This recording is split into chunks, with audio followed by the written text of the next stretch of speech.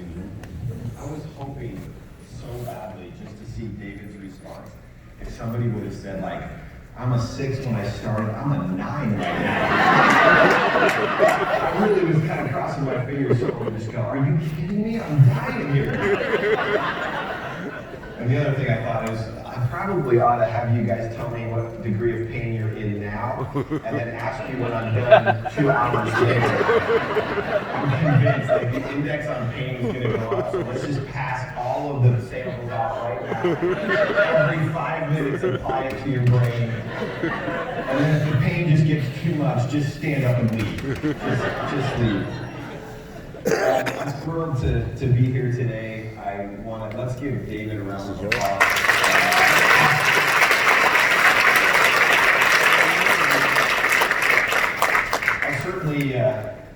I'd be lying to you if I didn't tell you this. I feel a little uncomfortable. I certainly don't feel uncomfortable speaking to you. I feel uncomfortable trying to interpret what the people that are here for the first time are thinking. Number one, I really appreciate that you're here. It's a Saturday. You could be doing lots of other things. And then you're probably sitting out there saying what I was saying to my dad in the very early days of this. Like, this is absolutely insane. This is ridiculous, right? I wouldn't be here today if I really didn't have a deep abiding conviction that we're doing something that can just help people. And so, for those of you that are here, I think you need to, for the first time, I think you may want to just suspend kind of trying to make sense of it all and just try it and share it. If it doesn't work for you, then we can tip hats and wish each other well. But I'll be surprised if you share it with enough people if you don't have some people coming back saying, hey, what's this about? Because it's helping me. I have 3 things I want to do today, and I'm going to do it on turbocharge with you guys. So do you give me permission to speak a little quickly? Is that okay? I'm also trying to keep you awake in the dead zone. You're probably low blood sugar and hungry. So I'll move pretty quickly through this. I just want to many of you in this room have been with the CF for many years. I'm going to give you a quick review of what's happened in the last year. And then I'm going to share a message I shared at our Mexico event last year that's entitled The Next Version of You. I want to talk a little bit about our ethos and the spirit of our company as it relates to people becoming. And then I'll finish with a piece I shared at our convention on the power of vision and strategy and tell you a little bit about where I think this is headed, okay? And I have a flight I'm catching to be home to my family. You'll see pictures of my family in one of these presentations here in a minute. And I swore to my wife that I'd be home tonight so I could at least get Sunday with my family. So if you'll pardon me, I'm going to sneak out the back when we're done, and I might move a little quickly. Let me just give you a quick update on some things happening in our company. Last year was a big year for us. We continue to grow pretty quickly. We're up 36%. The prior year, we were up significantly as well. Our new associates are up. Oops, I think I went too farther, sorry. New associates, people like you that are here for the first time, there's lots of folks that are joining us and finding real special experiences and opportunities here. That's up 36%. The kind of bread and butter of our business is people that choose to actually auto ship this to themselves. That's up 41% last year. Let me just run you through these last few quickly. My clicker's not working very good. No, it's fine. There we go. Just to give you an idea, we're open in 33 countries. North America represents about 40% of the total company or the total business. And so you guys are a huge part of our company, and America's obviously where we started and a very significant part. It's growing worldwide, and there's some really amazing things happening throughout the world, but this is kind of our foundation here in the United States. We did open Malaysia and the Philippines. I know there's a few people here from the Philippines. Yeah, thanks for being here. And we're really excited about that. And we've got a foundation. Susan, I'm having trouble with this clicker, so maybe if you see me getting stuck up here, you can move it forward. We have a foundation. We are partnering with other foundations that are doing good around the world. Our 2 primary focal points of the last few years have been working with a group that's really focused on extreme poverty called Choice Humanitarian, And the other is Operation Underground Railroad, which really works to protect children from human trafficking and sex trafficking.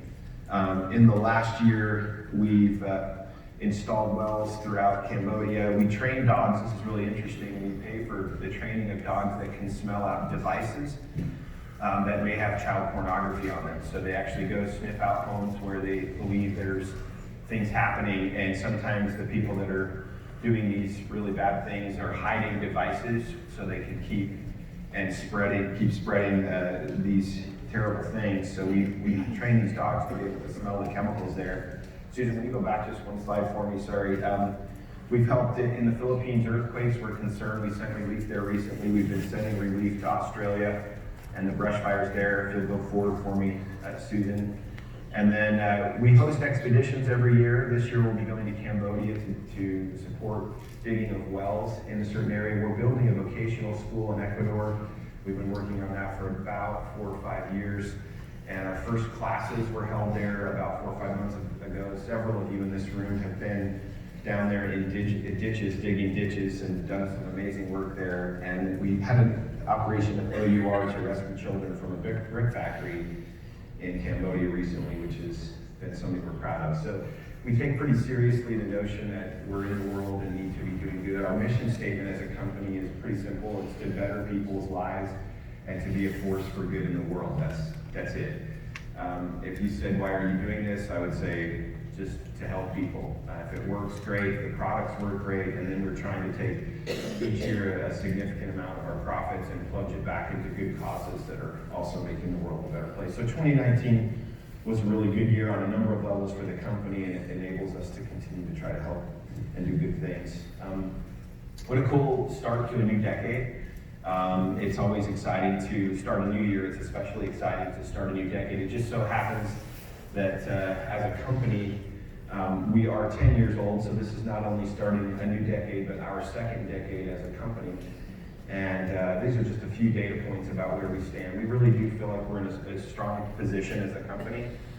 We've doubled the revenue in the last 2 years. This is kind of an interesting statistic. It took us 9 years to grow the company to 100 million in revenue. We anticipate it'll take us 3 years to get to 200. So we're starting to see significant uplift in the company. There's thousands of companies that are in what they call direct selling or network marketing, and we're climbing up the top 75 right now in the world. So things are good at our company. It's a great place to consider being associated with. I really mean that. And hopefully after we've shared some things with you guys today, you'll have your own sense and feeling about that. I want to invite all of you to join us at our North American Vision Conference. This is really the first event today of the year that I've been affiliated with in January. In March, we'll be hosting a North American conference. It's kind of a Q1 kickoff, and those are the dates there. I'd love to see as many of you there as possible. Certainly you get more exposure to what it is we're doing and the people that are having benefits from the product. You'll also learn from great leaders and from a lot of corporate execs. Hopefully won't put you to sleep. Sorry, Susan, I'm just struggling a little bit with this clicker here. Also, our 10-year celebration will be this year in Anaheim, so come go to Disneyland, bring your kids and family. We love kids running around, and come spend a few days with us in September. It's a great time to be in Southern California, and should be a really fun event. We're planning a lot of neat things to go with that. If you want to snap a picture of this and you're wondering where we intend to spend our money, it's on this page. We're really committed to several key strategic initiatives. These are the big ones for us. On the red side, it's all about redox and our product set, strengthening the brand as well as bringing new technologies to the marketplace. On the green at the bottom, we want to expand and continue to invest in the markets where we are. And then a lot of you are here today in the orange. We want to attract folks that want to become leaders in this company. We're building field leadership. A lot of the folks that are leaders here 2 years ago were at their first meeting, or 6 months ago, or 1 year ago, and are learning about it. So picture yourself deciding today if there's something you want to do in your life that maybe is in addition to your day today, and lean into this. If you're here for a reason, I hate to tell you this, you're not here for you. You're here for other people, and there's people in your circle of influence that I'll bet you would be very grateful if if you would at least try to help them. And the less you think about yourself in the process, the greater the outcome will be. I'm convinced of that. If you get over-focused on what it means just for you, you're kind of missing the spirit of what it is we're trying to do here. So I would challenge you guys to consider seeing yourself as a leader moving forward. So I shared a message in Mexico, so that's kind of an update. I'm going to move quickly. This one I'm going to slow down on just a touch because I think it's important, and you're going to think I'm crazy here, but I'm going to walk you through. I want to show you some pictures of what's going on in my family, and you're going to be like, well, what is this, some really bad like Thanksgiving dinner where I'm talking about my family and my children? There's a reason for this, and it's maybe a bit introspective for me as I'm thinking about where I am in life, but maybe it'll resonate with you. And the title of this presentation is The Next Version of You. I want you to start thinking about where you are today and consider the concept of what's the next version of you. This is a picture of my family, and this was a wedding of my oldest son. I have, go back one for me, Susan. This is my oldest son, Jacob, in the middle of his lovely bride, Grace. My wife, Allison, is to her left. Continuing down that line is Caleb and Ellie and Noah. Those are my kids. I have 6 kids, 5 boys and 1 girl. On the far left is another married son, Joseph, and his wife, Emily. My little James is in front of me there, and that's our clan. And I've been staring at this picture for about a year thinking, man, this is amazing how life moves forward. If you were to isolate Caleb, he's my 18-year-old, and he had just graduated from high school last June, and Caleb is a state champion golfer. Susan, I don't know why this isn't working for me, but so this is Caleb. He's a great, great golfer, and their team took the state championship. He was in the top 4 in the state in terms of actual scores, and just a really amazing kid. For some reason, he's also like a master fisherman, no matter where I take him. Oh, sorry, I think we might be mixing each other up, Susan. But no matter where I take the kid, like ever since he was a little boy, I could fish all day and get nothing. And he would be, hey Dad, I think I got something. And then he would like pull it in, and I'd be with the fishing guide, and he'd be like, who does this? Like, what is this kid all about? You need to swap your, yeah, to plug that in. Okay, that's fine. This is Susan, she's amazing today. So Caleb's absolutely incredible. This is my daughter, Ellie. She's also a state champion runner. She's great. In fact, I love telling all of the 5 boys in my family that the daughter is by far the best athlete. They hate that. And for years in our backyard, we would have foot races, and my daughter would just destroy her brothers. Like, she's always been a really, really fast runner. Susan, can I give it a try? Is that okay? Yeah, there we go. Thank you for that. So this is Ellie. And she's in her junior year. This was last year this picture was taken. She and her team took the state championship in track, and she was the anchor leg her freshman year, and again her sophomore year in the 4x1 relay, and just an awesome girl. She's just amazing. She's kind of my princess. It's got to be me. There's some sort of issue with me, and yeah, I'll just point it at you.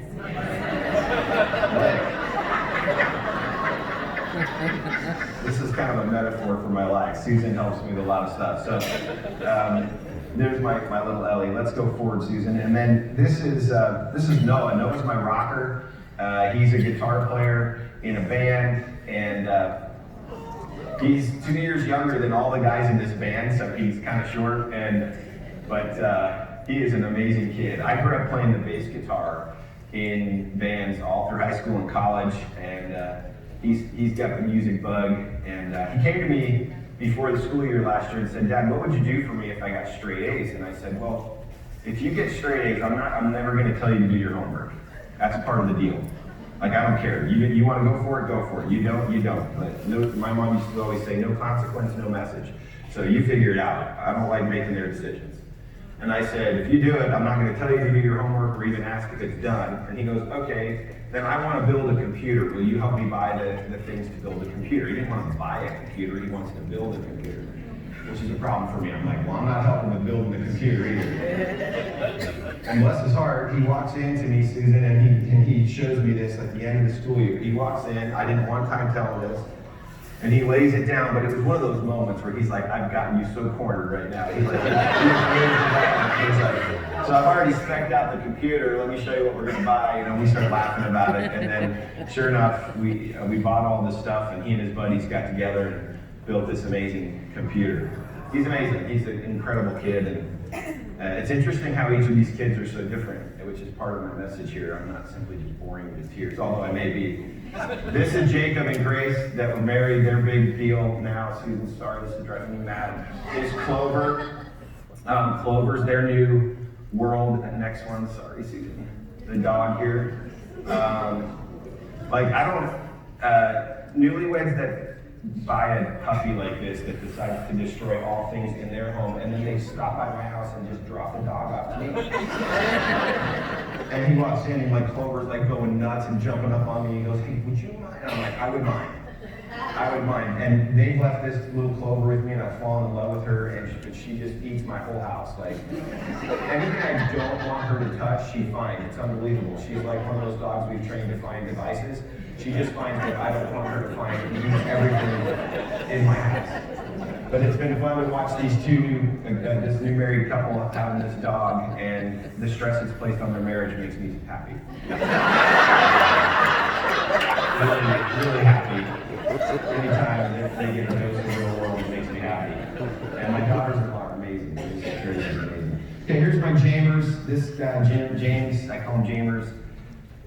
He lives for basketball. He wakes up every morning. So I have a large garage, and I move the hoop into the garage for him in the wintertime. He wakes up every morning and he shoots 100 free throws every morning. And he posts his score. He's a little intense. I'm a little worried about him. And I want to show you this. So he shoots 100 free throws every morning, and he comes in, he's like, Dad, I hit 75 or I hit 85. His best is like 87 out of 100. He's 10 years old, right? So we're at this game, and Susan, if you'll go forward one more. We're at this game, and here's James, and he gets fouled with 1 second left, and they're down 1 point. So this is his moment, right? This is his moment. And as a dad, I'm like, okay, I fire up the camera, so I'm standing on the side, and I go, here we go. So press play, Susan, and I'll show you what happens. The boys in the red in the front are screaming at him to miss it. Shot one, gets it, right? So now it's a tie game with 1 second left. And look at him like he's like, are you kidding me? I want this. This is like my morning life. He wakes me up in the morning. Dad, can you pull your car out of the garage so I can shoot? And here's his next one. Kaboom. What's cool? And what's fun for me as a dad is I'm watching this little 10-year-old learn laws of life, right? You put in the energy and time. So I pull him aside after the game. I'm like, let me help you understand something that happened today. This is not about shooting baskets. This is called the law of the harvest. I said, you know what that means? And he's like, no. I said, you get what you put in. You reap what you sow. And you've been getting up every morning shooting free throws for that moment.